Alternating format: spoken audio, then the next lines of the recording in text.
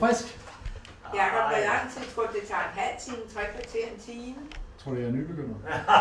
Jeg hedder Jakob Kiel, jeg er tandlæge. Altså systemet med betaling over mobiltelefonen lever forbavsende op til forventningerne. Det går meget hurtigt, enkelt og simpelt. Du kan også finde ud af det.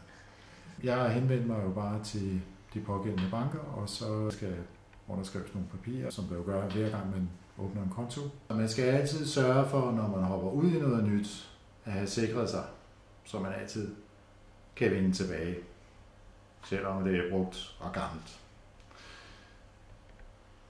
Det, der tiltrak mig lidt ved det her mobiltelefonbetaling, det var, ja, hvad så, hvis det ikke virker? Så har vi da stadig dankortet. Og hvis dankorten er nede, jamen, så har vi da stadig kontanterne. Lidt endnu. Indtil videre er tilbuddet om mobilbetaling jo et gratis tilbud for bankerne. Selvfølgelig er der jo ikke nogen, der gør noget gratis her i denne verden. Der kommer sandsynligvis også noget gebyr på et tidspunkt, men indtil videre har det ikke kostet mig 1 krone at gå over til mobilbetaling. Det var den. Så er betalingen gennemført.